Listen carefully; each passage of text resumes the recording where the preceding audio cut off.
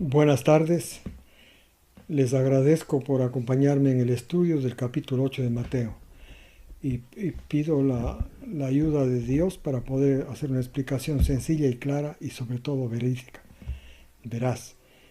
No olvidemos que Mateo 8 es la descripción de lo que ocurrió con Jesús después que él bajó del monte dando ese famoso sermón que está registrado en los capítulos 5, 6 y 7 de Mateo. En ese sermón en el que él presentó su teología. Es el sermón más largo que él dijo. Y entonces en ella hace claro que la función de la ley es darle conocer al pecado. Más bien dicho, Jesús lo presentó, que la ley es imposible de guardarla. Pablo es el que recibió la revelación basado en el Sermón del Monte, que la ley no hay cómo guardarla, no es para guardarla, más bien es para sentir la incapacidad humana de hacer la voluntad humana de Dios. Bueno, eso por un lado. Por otro lado, Jesús, antes del Sermón del Monte, sí llegó a ser conocido, no por sus predicaciones, aunque él era claro en su predicación: el reino de los cielos se ha acercado y arrepentidos. Presten atención, decía, ¿no es cierto? Pero no tenía un mensaje todavía. Este mensaje aparece en los capítulos 5, 6 y 7 de Mateo, en lo que se conoce como el Sermón del Monte. Bueno, entonces, antes de este sermón, Jesús no era conocido por contenido teológico de sus predicaciones, sino porque curaba. Entonces, en todo Israel le conocían. Esto está en capítulo 4 de Mateo. Pero leemos el versículo 1 de Mateo 8 y dice lo siguiente: después que bajó del monte, grandes multitudes le seguían. ¿Qué nos dice esto? Que el sermón del monte causó un impacto extraordinario en todo Israel. Fíjense ustedes, el versículo 2, que hasta un leproso le vio, vino, se postró y le dijo: Señor, si quieres, puedes limpiarme. El leproso, que había conocido a Jesús, el ministerio de Jesús, todavía era unas pocas semanas recién. Y entonces, por la naturaleza de la enfermedad, este leproso no podía estar en centros poblados, no podía ir por caminos transitados, tenía que caminar por lugares desérticos y vivía en lugares desérticos. No tenía un intercambio social con nadie. Posiblemente escuchó de Jesús los comentarios que la gente hacía al andar por los caminos, mientras caminaba hacia sus residencias, sus casas. Comentaban el sermón de Jesús. Él llegó a oír y se convenció de que quien hablaba así, con tanto contenido espiritual, tenía poder no solo sobre las cosas espirituales, sino tenía poder también sobre enfermedades como esta de la lepra, que era una enfermedad considerada una plaga, un castigo de Dios. Este leproso se acercó, siendo prohibido por la ley que él se acerque a personas. Se acercó a Jesús y le dijo: si quieres, puedes limpiarme. Jesús dijo: sí, quiero, y le tocó, extendió su mano, le tocó y dijo: sí quiero, y él quedó limpio de su lepra. El versículo 4, entonces Jesús, después de hacer esta curación, le dijo enseguida al ex leproso: mira, no cuentes a nadie, sino ve y muéstrate al sacerdote y presenta la ofrenda que mandó Moisés para testimonio de ellos. Ustedes recuerdan que en la ley los sacerdotes eran los que podían diagnosticar a una persona sujeta a la lepra y enseguida hacían las disposiciones que la ley manda. Lo aislaban, como dije hace un momentito, totalmente. Era como un muerto en vida, prohibido de tener relación con nadie, relación social, ni con su madre, ni su padre, ni sus hermanos, ni sus hijos, nadie, ni esposa, nadie. Vivía solo, vagaba solo por los desiertos. Pero los mismos sacerdotes a su vez tenían la misión de identificar cuando un leproso había sido limpiado. Ellos tenían que observar una serie de síntomas y cuando todos estaban positivos lo declaraban limpio. Pero era el sacerdote. Y después de que el sacerdote haya hecho este diagnóstico del ex leproso, el leproso podía reintegrarse a la sociedad, a su hogar, a su familia, a su trabajo, a su pueblo. Mientras tanto no. Entonces Jesús lo que hizo esta precaución es porque Jesús sospechaba, si puedo usar la palabra sospechaba, que los dirigentes de Israel no estaban a gusto con él como el Mesías, después de haber dado el Sermón del Monte. Porque la teología de los rabinos, de los dirigentes religiosos de Israel, era una teología que facilitaba a todo israelita guardar la ley. En otras palabras, era opuesta al Sermón del Monte. Por esto Jesús tomó estas precauciones, a fin de que el prejuicio no prime sobre el diagnóstico que el sacerdote iba a hacer. Por eso le pidió que no diga a nadie quién le había curado.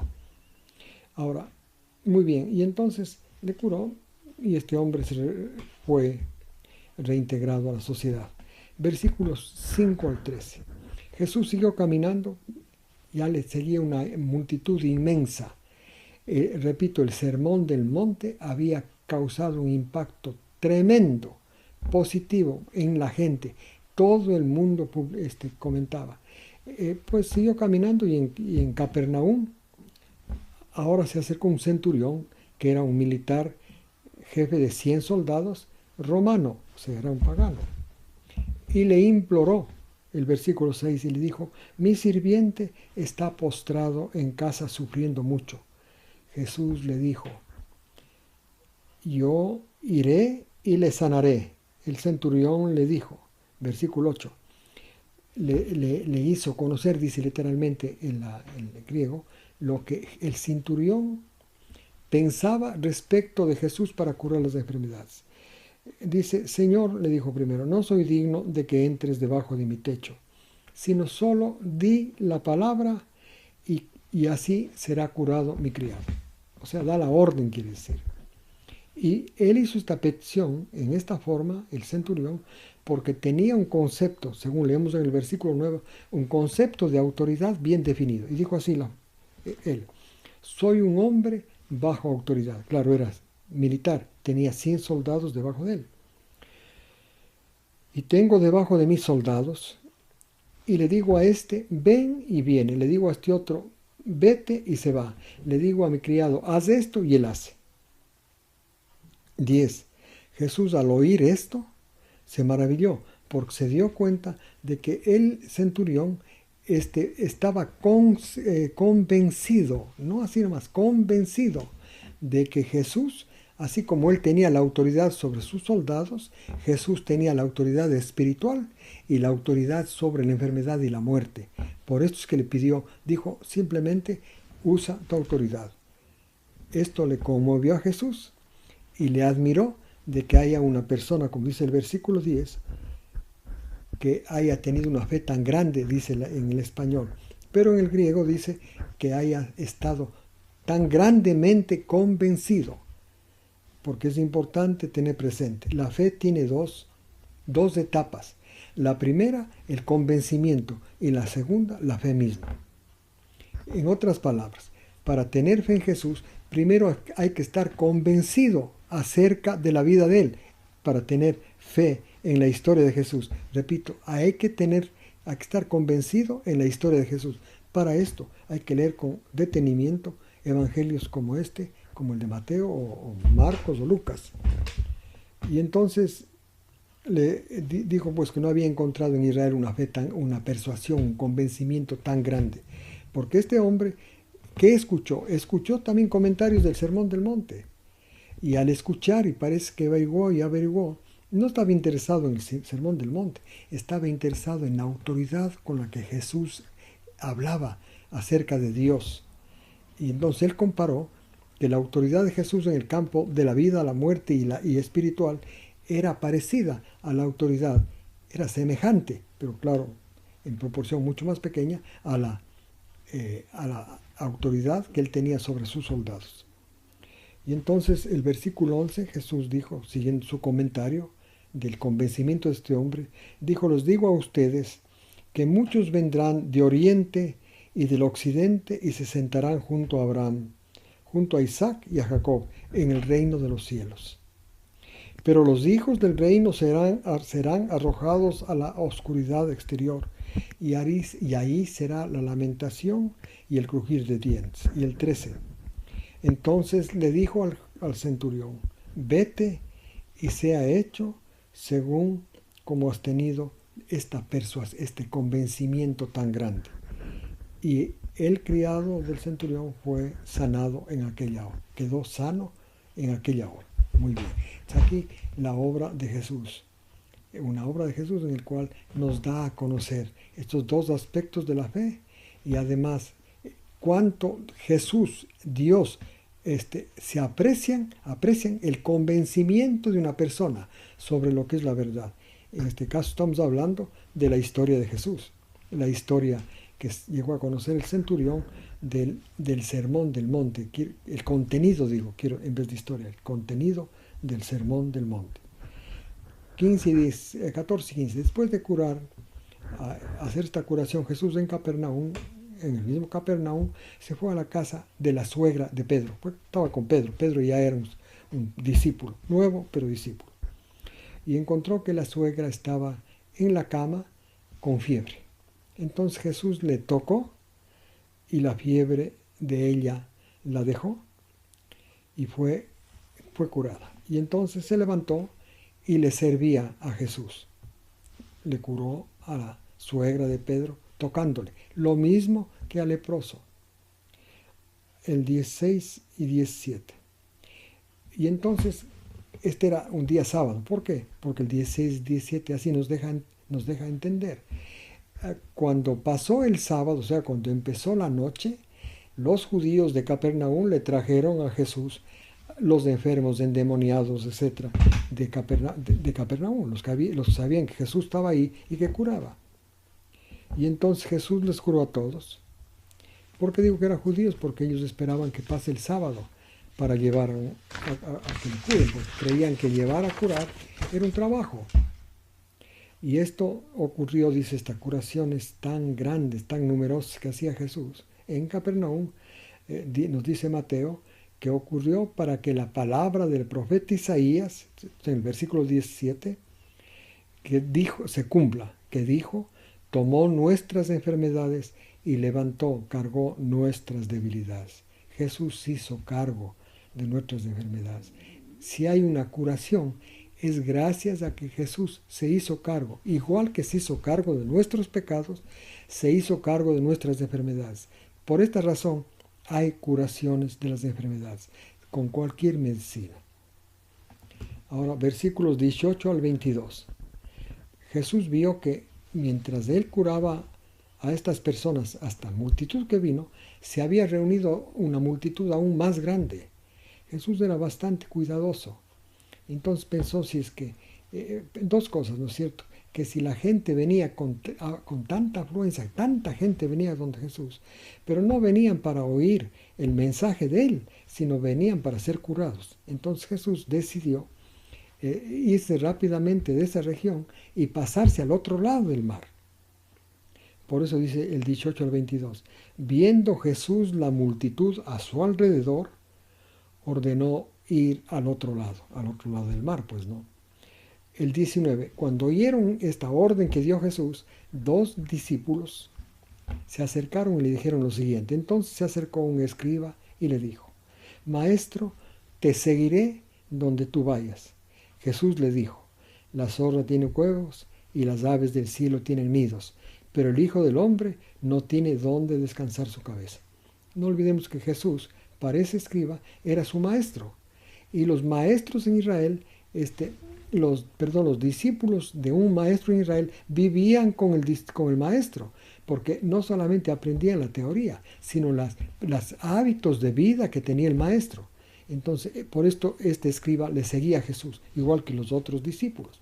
Pero Jesús le dijo que él no tenía nada. No tenía, como tenían los otros maestros de Israel, buenas casas, lugares decentes, ahí llegaban los discípulos, comían, dormían, o sea, tenían todo arreglado. Pero en el caso de Jesús dijo, yo no tengo nada. O sea, era un maestro de Israel diferente a los demás en el sentido que no tenía dinero, era pobre, muy pobre. El 21, otro discípulo también se acercó y le dijo, Señor, permíteme que primero, antes de ir al otro lado, vaya a celebrar los ritos fúnebres de mi padre. Así dice literalmente. El 22, Jesús les dijo, sígueme ahora y deja que los muertos celebren los ritos fúnebres a los muertos. Jesús es la vida. ¿Por qué razón? Porque Él es Dios. Dios es amor. La vida es posible en el amor nada más. La vida no es posible en el egoísmo, porque justamente es contrario. El egoísmo es para sí. El amor es para los demás. Si ustedes piensan en el cuerpo humano, cuando un órgano quiere que quede los nutrientes y cosas curativas para sí, este órgano se congestiona y causa enfermedad, porque ese es una especie de ejemplo de lo que es la vida lejos del amor de Dios. Bueno, y entonces Jesús decidió irse al otro lado. 23 al 27. Se acercó Jesús, se embarcó Jesús y le siguieron sus discípulos. Ahora ocurre lo que ocurrió. Sucedió una gran tempestad en el mar, de modo que las olas cubrían la barca mientras Jesús dormía. 25. Y se acercaron a él sus discípulos y le despertaron y le dijeron, Señor, sálvanos que perecemos. Era una gran tormenta. Jesús les dijo, ¿por qué tienen miedo, hombres de poca fe? Se levantó y le prohibió al viento y le prohibió al mar que funcionen. Y enseguida ocurrió una gran calma. 27. Y los discípulos, los hombres que estaban en el barco con Jesús, se maravillaron, diciendo, ¿quién es este a quien los vientos y el mar le obedecen? Es la forma como Jesús dijo, yo soy Dios. Solamente Dios tiene poder sobre los elementos. Bueno, entonces, un punto muy interesante es que Jesús aquí subió al barco cansado, era de noche, y no se puso a orar, no se puso a nada, fue a dormir, estaba cansado.